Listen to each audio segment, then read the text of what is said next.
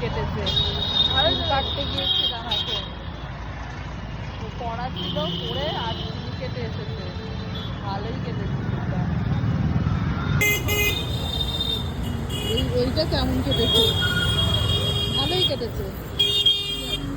এখন দাঁড়িয়ে আছি টোটোর জন্য, টোটো আসতে যাবো, 8:30 বেজে গেছে।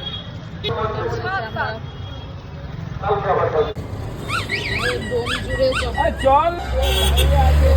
জগদ্ধাত্রী ঠাকুর রয়েছে, এই যে জয় মা।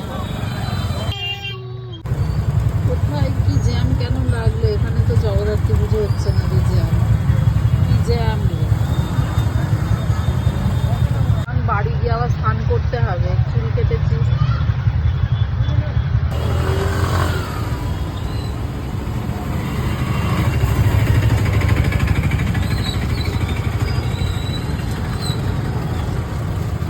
গিজারটা চালিয়ে চানটা করে নে, রাত্রি হয়ে গেছে, অনেক বেজে গেছে। শ্রেয়াঙ্কের চুলগুলো খুব বড় হয়ে গিয়েছিল, আর তাই আমি ওর পড়া ছিল, আমি বললাম চল, এর আগের বারেও আমি নিয়ে গিয়েছিলাম, আর ওর পাপা নিয়ে যায় আমাদের ডোমজুড়ে একটা লোটাস আছে সেলুন, তো ডোমজুড়ে লোটাসেই আমিও নিয়ে গিয়েছিলাম। আর এমনি তো ওর পাপা যখন নিয়ে যায় রবিবার নালে শনিবার নিয়ে যায়, আর ওই প্রচণ্ড ভিড় থাকে। এমনিতে শনিবারে চুল কাটা সত্যিকারেই ভালো নয়, কিন্তু কিছু করার নেই।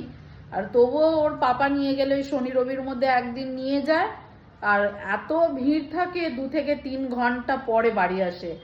আর রবিবার শ্রেয়াঙ্কের এমনি ড্রয়িং থাকে, গিটার থাকে, তো আমি বললাম যে এক কাজ কর, আমি আজকে যেহেতু আজকে এইদিকেই তোর পড়া আছে, তো আজকে আমি ওকে কাটিয়ে নিয়ে এলাম, ভিড় ছিল না, তো বেশ ভালোই আজকে কেটেছে, অন্যরকম কেটেছে একটু, বেশ ভালো লাগছে। যা চলে যা, স্নান করে নে।